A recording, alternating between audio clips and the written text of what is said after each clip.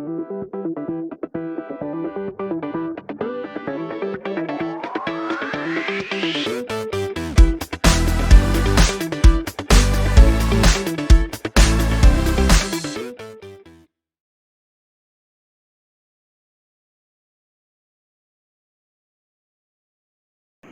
Video में हमने अध्याय 1 हमारे आसपास के पदार्थ पूरा पढ़ लिया था। उसमें मेन टॉपिक्स पढ़ लिए थे। पदार्थ क्या होता है, पदार्थ कणों से मिलकर बना होता है, पदार्थ के कणों के गुणधर्म क्या होते हैं, सॉलिड, लिक्विड, गैस, ठोस, द्रव और गैस क्या होते हैं, ये सब चीज़ें हमने पढ़ ली थी। आज हम इसके अभ्यास क्वेश्चन सॉल्व करेंगे और उसका आंसर लिखने की कोशिश करेंगे और सब समझेंगे। तो अभ्यास 1 में हमारा पहला क्वेश्चन है, निम्नलिखित तापमानों को सेल्सियस इकाई में परिवर्तित करें। तापमान क्या होता है? टेम्परेचर की यूनिट क्या क्या होती है? Celsius, kelvin, Fahrenheit. तो हमें इसमें क्या बोला है, हमें केल्विन में दिया है, हमें उसे सेल्सियस में करना है। तो पहला क्वेश्चन जो है, निम्नलिखित तापमानों को सेल्सियस इकाई में परिवर्तित करें।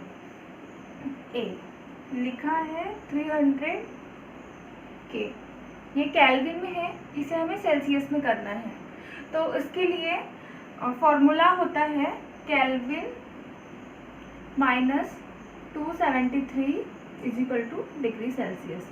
मतलब कि हमें 300 के में माइनस 273 करना होगा और हमें आंसर मिल जाएगा 27 डिग्री सेल्सियस। इसका ए पार्ट हमने कर लिया है, बी पार्ट आप कर लेना। बी पार्ट क्या है? 573 के। ध्यान देने वाली बात ये है, अगर केल्विन को सेल्सियस में करना है तो हमें 273 माइनस करना पड़ेगा, घटाना पड़ेगा। और अब देखते हैं दूसरा क्वेश्चन। दूसरा क्वेश्चन क्या है, निम्नलिखित तापमानों को केल्विन इकाई में परिवर्तित करें। ए फिर 25 डिग्री सेल्सियस दिया है, इसको हमें केल्विन में परिवर्तित करना है। पिछली बार केल्विन दिया था, उसमें हम सेल्सियस में करने के लिए माइनस 273 किया था। इस बार सेल्सियस है तो इसको केल्विन में करने के लिए हम जोड़ेंगे 273। तो ये आ जाएगा हमारा 298 केल्विन। तो हमने ध्यान दिया, जब केल्विन में रहता है तो उसमें माइनस 273 करते हैं, जब सेल्सियस में रहता है तो हम प्लस करते हैं। तो उसका बी पार्ट आप कर लेना। थर्ड क्वेश्चन देखते हैं। तो हमारा थर्ड क्वेश्चन क्या है, नेफ्थलीन को रखा रहने देने पर यह समय के साथ कुछ भी ठोस पदार्थ छोड़े बिना अदृश्य हो जाती है। तो नेफ्थलीन क्या होता है, आपने घर में सबने एक बॉल यूज़ की होगी वाइट कलर की, जो आप बेसिन में डाल देते हो जिससे वो साफ रहे। तो नेफ्थलीन बॉल ही होती है। तो उसमें पूछा, कारण लिखना है हमें कि रखा रहने पर समय के साथ कुछ भी ठोस पदार्थ छोड़े बिना अदृश्य हो जाती है। इसका कारण ये है कि नेफ्थलीन जो है वो वाष्पशील ठोस पदार्थ है, मतलब वो ठोस डायरेक्ट वाष्प में कन्वर्ट होता है बिना द्रव में कन्वर्ट हुए। और इस प्रक्रिया को हम ऊर्ध्वपातन कहते हैं, जो हमने लास्ट वीडियो में पढ़ा है। तो हमें इसका कारण यही लिखना है कि वाष्पशील ठोस पदार्थ है। और थर्ड का बी पार्ट है, हमें इत्र की सुगंध बहुत दूर तक बैठे हुए भी पहुंच जाती है। जैसे आपने देखा होगा कि कोई इत्र लगा के बाहर जा रहा है तो उसकी सुगंध बहुत दूर तक जाती है कि इसने इत्र लगाया है, यहाँ तक सुगंध आ रही है। तो इसका कारण क्या है? तो इसका कारण है, जो इत्र है वो वाष्पशील द्रव है। इत्र एक्चुअल में द्रव होता है, द्रव को हमने लगा लिया तो जल्दी हवा के साथ घुल जाता है, वाष्पशील हो जाता है और दूर दूर तक पहुंच जाता है। तो इसका कारण हमें ये लिखना है कि इत्र एक वाष्पशील द्रव है, इसलिए हम बहुत दूर बैठे हुए भी इत्र की सुगंध पहचान जाते हैं। तो थर्ड का दोनों पार्ट हो गया। फोर्थ है, निम्नलिखित पदार्थों को उनके कणों के बीच बढ़ते हुए आकर्षण के अनुसार व्यवस्थित करें। पदार्थों को कणों के बीच आकर्षण के अनुसार, तो हमने पढ़ा था कणों के गुणधर्म के बारे में। तो कणों का एक गुणधर्म ये भी था कि जो पदार्थीय कण है उसमें आकर्षण बल होता है, एक दूसरे को आकर्षित करते हैं। तो उसमें हमने क्या पढ़ा था? आकर्षण बल। पदार्थीय कणों में आकर्षण बल होता है। आकर्षण बल सबसे ज़्यादा किसमें होता है? ठोस में, उससे कम होता है द्रव में, उससे कम होता है गैस में। तो हमें क्या करना है? आकर्षण को व्यवस्थित करें बढ़ते हुए क्रम के अनुसार। मतलब सबसे पहले हमें गैस लिखना है, फिर हमें द्रव लिखना है, फिर हमें ठोस लिखना है, पहला, दूसरा, तीसरा। ठीक है, तो 3 क्या है? जल, चीनी, ऑक्सीजन। तो इसमें जल क्या है? द्रव है। चीनी क्या है? ठोस है। ऑक्सीजन क्या है? गैस है।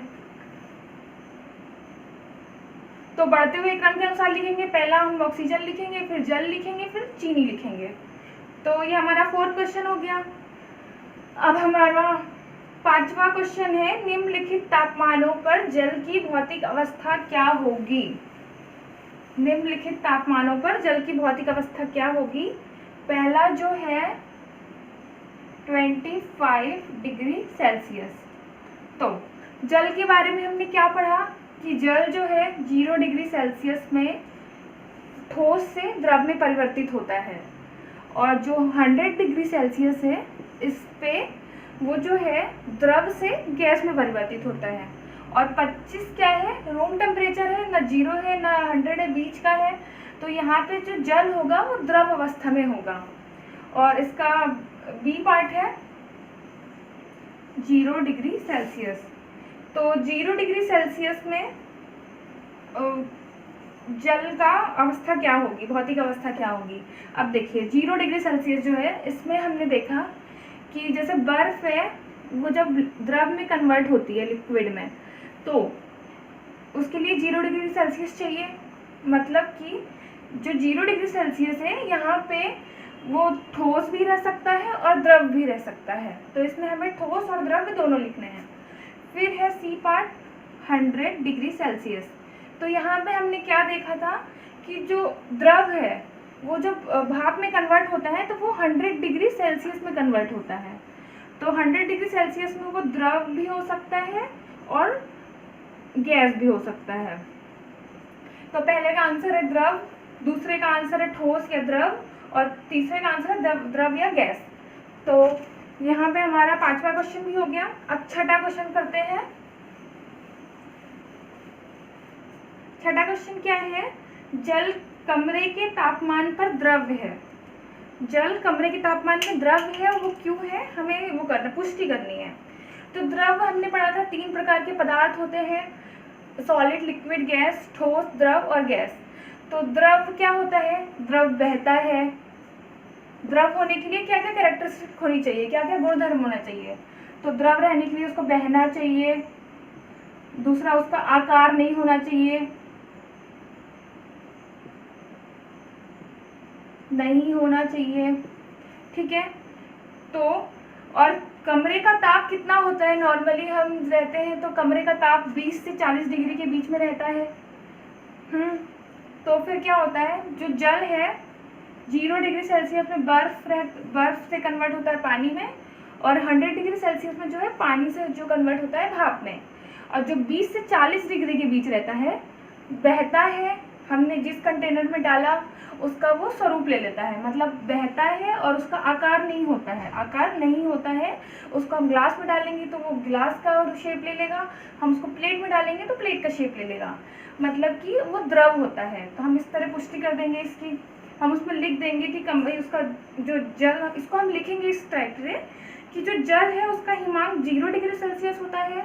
हिमांक मतलब उसके जमना स्टार्ट होता है उसमें, और क्वांटनांक जो होता है 100 डिग्री सेल्सियस होता है। इसके बीच में तापमान में वो बहता है और वो किसी का आकार भी ले सकता है, तो वो जो है द्रव होता है। दूसरा जो बी पार्ट है, उसका बी पार्ट जो है लोहा। लोहे की अलमारी कमरे के ताप पर ठोस है। लोहे की अलमारी कमरे के तापमान पर ठोस है। ठोस मतलब उसका एक निश्चित आकार होना चाहिए, उसमें बहाव नहीं होना चाहिए। तो क्योंकि हम जानते हैं कि लोहा का क्वांटनांक बहुत हाई है, लोहा नॉर्मल रूम टेम्परेचर पे नहीं पिघलेगा, लोहे को पिघलाने के लिए हमें बहुत ज़्यादा तापमान चाहिए होगा।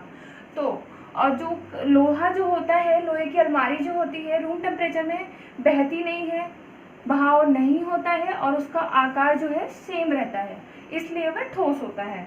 तो इसको हम लिखेंगे क्योंकि लोहे का गलांक बहुत अधिक होता है, लोहा बहुत अधिक तापमान में गलता है, इसलिए वो बहता नहीं है, उसका आकार जो है वो सेम रहता है, इसलिए वो ठोस रहता है।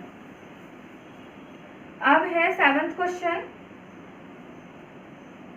सेवंथ क्वेश्चन क्या है, बर्फ को ठंडा करने पर तथा जल को इसी तापमान पर ठंडा करने पर शीतलता का प्रभाव अधिक क्यों होता है।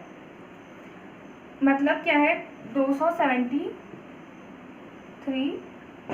केल्विन, मतलब कि 0 डिग्री सेल्सियस। ठीक, ये दिया है। इसमें हम बर्फ को ठंडा करें, किसी बर्फ को ठंडा करें, इसमें बर्फ को ठंडा करने पर और जल को ठंडा करने पर, और जल, बर्फ और जल हम दोनों को ठंडा कर रहे हैं 0 डिग्री सेल्सियस में। ठीक है, तो इसमें क्या है, शीतलता का प्रभाव अधिक क्यों होता है, जल में शीतलता अधिक क्यों होती है, हमें ये बताना है। तो इसका रीज़न ये है क्योंकि जब बर्फ पिघलती है तो ये वातावरण से गुप्त ऊष्मा के बराबर ऊष्मा अवशोषित करती है। जब बर्फ पिघलेगी तो गुप्त ऊष्मा, हमने पढ़ा था लैटेंट हीट, गुप्त ऊष्मा की वजह से ऐसा होता है, गुप्त ऊष्मा जो है अवशोषित करती है, इसकी वजह से शीतलता अधिक होती है। और फिर 8वां क्वेश्चन है हमारा, उबलते हुए जल अथवा भाप में से जलने की तीव्रता किसमें अधिक महसूस होती है। उबलता हुआ जल, हमारे पास दो चीज है, उबलता हुआ जल और जो है भाप।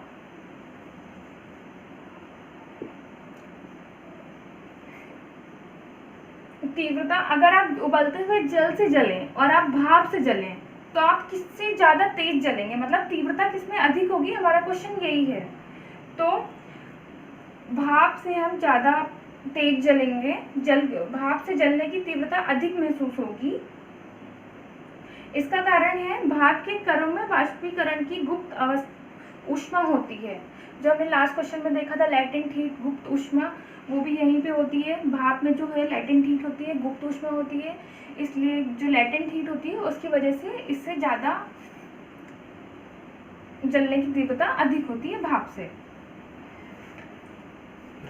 अब हमारा 8वां क्वेश्चन क्या है, 8वां क्वेश्चन ये हो गया, 7वां था। हमारा 9वां क्वेश्चन जो है वो चार्ट बना है, आप देख सकते हैं आपकी बुक में, ठोस लिखा है, द्रव लिखा है, गैस लिखा है, एक तरफ लिखा है ऊष्मा की वृद्धि तथा दाब में कमी, एक में लिखा है ऊष्मा में कमी तथा दाब में वृद्धि। तो ये सेम आप पेज नंबर जो है 9 पेज नंबर देखिए, आपने एक फ्लो चार्ट बनाया है वो सेम है, आप उसमें से वो सॉल्व कर सकते हैं। अब हम इसके कुछ प्रश्न देखते हैं जो चैप्टर के अंदर ही हैं, उनको डिस्कस करने की कोशिश करते हैं। ये एग्जाम में भी आ सकते हैं और इसको करना भी जरूरी है, आप पूरा इसमें रहना चाहिए। तो पहला जो प्रश्न है, पेज नंबर जो है 4th में जो प्रश्न है, निम्नलिखित में कौन से पदार्थ हैं, पदार्थ दिए गए हैं, उसमें हमें बताना है कि वो ठोस है, द्रव है, गैस है। कुर्सी, आप खुद सोचिए कुर्सी क्या है, उसका आकार वही रहता है, तो कुर्सी जो है ठोस है। वायु जो है गैस है। स्नेह मतलब किसी को प्यार करना, वो कोई भी पदार्थ नहीं होता है। दूसरा है गंध, गंध भी कोई पदार्थ नहीं होती है, गंध का कोई आकार वो नहीं कर सकते। घृणा, ये भी कोई आकार नहीं होता, भाव नहीं होता, तो घृणा भी कोई पदार्थ नहीं है। पदार्थ हमने क्या पढ़ा था, जो स्थान घेरती हो, तो घृणा कोई स्थान नहीं घेरती है। बादाम, बादाम सॉलिड होता है, ठोस होता है। विचार कोई स्थान नहीं घेरती, विचार में कोई कण नहीं होते हैं, इसलिए विचार भी कोई पदार्थ नहीं है। नींबू का पानी पदार्थ है, पर कैसा पदार्थ है, बहता है, आकार नहीं होता, मतलब कि वो लिक्विड है, मतलब द्रव है। फिर है इत्र की सुगंध, सुगंध कोई भी पदार्थ नहीं होती है, इत्र जरूर पदार्थ होता है बट सुगंध कोई पदार्थ नहीं होता है। निम्नलिखित प्रेक्षण के कारण बताएं, क्वेश्चन नंबर 2। गरम गरम खाने की सुगंध कई मीटर दूर ही आपके पास पहुंच जाती है, लेकिन ठंडे खाने की महक लेने के लिए आपको उसके पास जाना पड़ता है। तो हमने पदार्थ के गुणधर्म पढ़े थे, तो पदार्थ का गुणधर्म हमने ये पढ़ा था कि पदार्थ के जो कण है उसमें गतिज ऊर्जा होती है। गतिज ऊर्जा में हमने ये भी पढ़ा था कि तापमान जब हम बढ़ाते हैं, तापमान बढ़ने पर गतिज ऊर्जा बढ़ जाती है, और तापमान अगर कम रहेगा तो गतिज ऊर्जा कम रहेगी। तो गर्म खाने में जो है तापमान ज़्यादा रहता है, उसकी गतिज ऊर्जा ज़्यादा होती है, उससे ज़्यादा दूर तक वो जा पाता है। ठंडे पानी पे तापमान कम रहता है, गतिज ऊर्जा कम रहती है, तो वो नहीं जा पाता। थर्ड क्वेश्चन जो है पेज नंबर 4 पढ़ रहे हैं अपन। स्विमिंग पूल में गोताखोर पानी काट पाता है, इसके पदार्थ का कौन सा गुण प्रेक्षित करता है? स्विमिंग पूल में तैरते हुए गोताखोर पानी काट के पानी फिर से जुड़ जाता है, मतलब कि कटा फिर अट्रैक्ट हो गया, आकर्षण बल।